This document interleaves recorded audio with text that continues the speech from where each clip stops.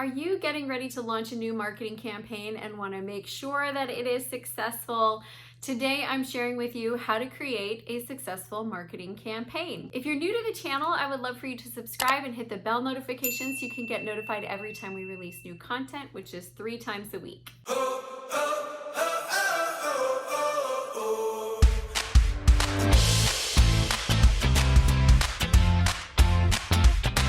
Hi, I'm Amy Walker, Client Acquisition Specialist, and my passion is helping small business owners be able to find the simplest and most cost-efficient way to consistently find their dream clients. So marketing is obviously a big part of that puzzle.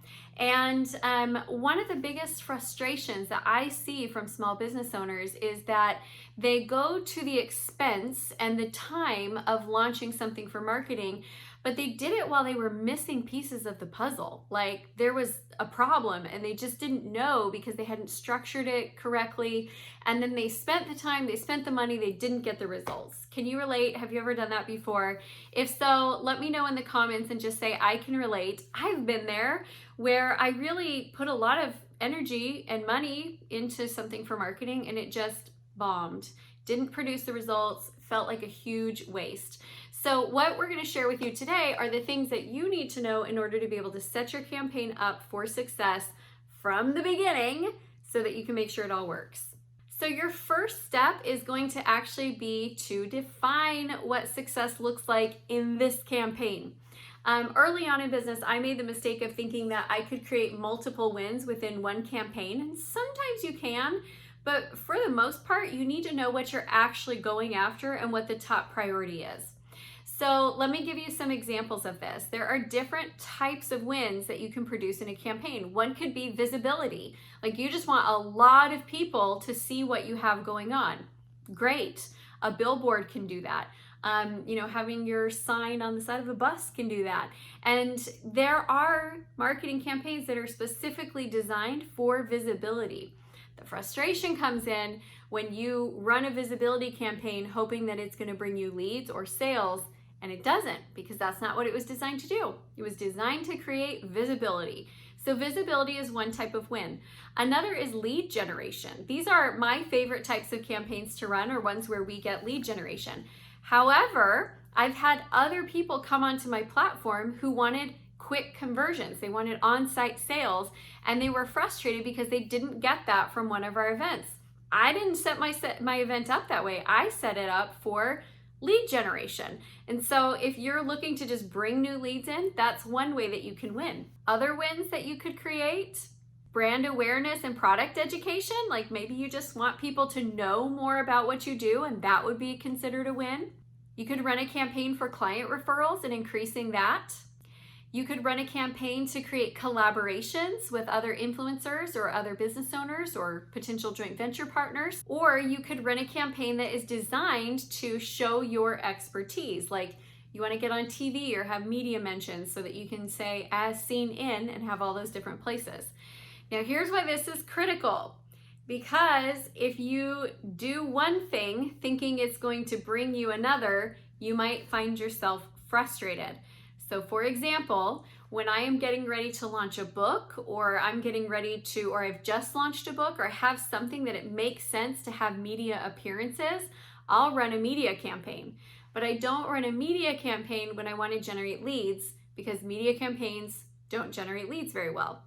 I know this sounds really simple and really basic, but I cannot tell you how many people have made a mistake on this and they've signed up for the wrong service that does not produce the result that they want.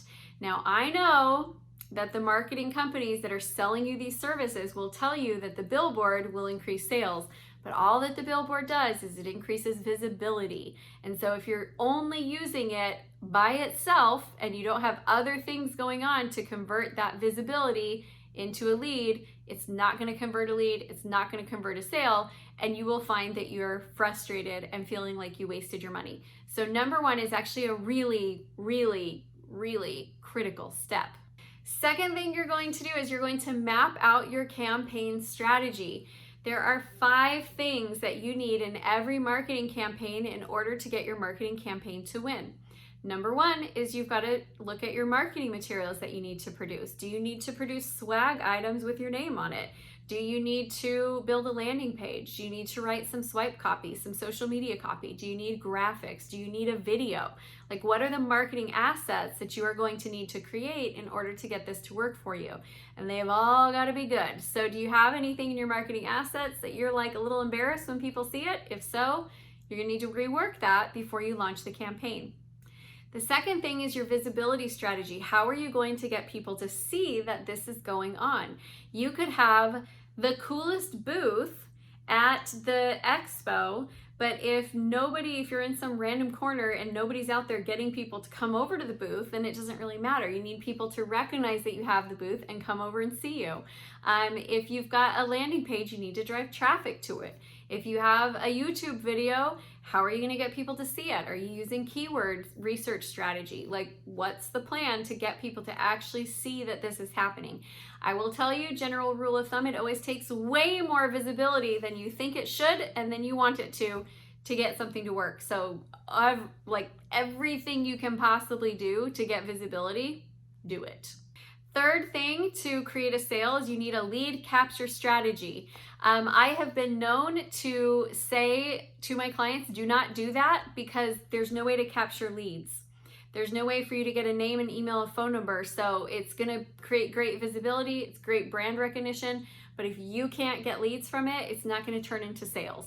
And I've turned down really cool opportunities as well because I'm like, there's no way to generate leads. And so if somebody asks me to speak to their group and they won't let me sell and they won't let me lead generate, my answer is no. It's not going to build my business because I know that the number of people who will actually reach out and say they want to hire me is so incredibly small that it's a waste of time. Instead, I look for the opportunities where I can lead generate or sell on site. After you generate the lead, now you're going to nurture that lead. You're going to build a relationship with them. You're going to create content for them or create opportunities for them to connect and be a part of a community or a tribe because you need to build and foster that relationship. And then the fifth step is you got to invite them to a sales experience. It's crazy to me how many people will spend all the time and energy of doing the first four and then they just never are selling to their people. There's never like a get on this webinar, let's do a sales call or come to this event. There's a lot of ways to get visibility. There's a lot of ways to capture leads. There's a lot of ways to nurture leads. There's only a few ways to convert leads. It's going to happen through a landing page if you're selling a lower priced item, a webinar, an like in-person experience, or a class, a workshop. I mean, there's really not that many different ways in order to convert a sale. So you got to get them into a sales experience, a sales conversation, and make it a great one. Now, once we have the strategy mapped out, the next place where people go awry is that they get off time frames because they never created one.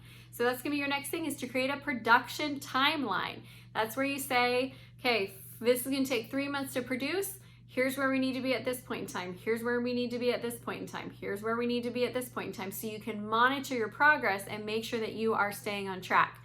You will get way less results if you get behind on your timeline, because what happens is something production-wise slows you down, then you end up with less promotion time than you need, and it just can be kind of a challenge. So make sure that you have that production timeline in place and that you're following it and keeping on track. You know, one other thing I want to say about that is I have had some clients feel like they can never push dates back. Like once they say they're doing something, it has to happen on this day. And so they put a lot of work in and then they get behind. They launch on that day because they said they would and they want to be of integrity to themselves. And then they get really piddly results. I do believe that it's important to launch on time, but I also have pushed back dates because it just was what needed to happen in order to make it successful. So make sure that you're really doing justice to the timeline. Don't create irresponsible, rushed timelines and then be frustrated that you're constantly getting low results. There are very few marketing things that you can launch effectively in 2 weeks or less. That's just the reality of it. The fastest ones I know are like 3 weeks. Some are 6 months to a year. So depending on what you're doing, what your strategy is, it is better to give it time and do it well than it is to do a rush job and miss critical components in the puzzle. Next thing we're gonna do is we are gonna track. So we're gonna watch it closely. We're gonna see how it is performing. When we have actually launched a campaign, you better believe I am asking about those numbers regularly. I'm looking at those numbers. And then that leads us to step number 5, which is tweak. I cannot tell you how many times I have had to tweak my marketing campaigns. Like we launch them and then we go, oh, that's not looking the way we want it to. Okay, what do we need to do to adjust? We hosted an expert summit in August, and we actually launched it, no, it was July. We launched it right after the holiday, and it was tanked. I mean, that whole first week just tanked. Well, a lot of our promoters were out of town and on vacation, and they had just thought we'll catch up the next week. But we know we need like how many weeks we need of promotion and how many leads we need in each week in order to hit the goal, and we were behind.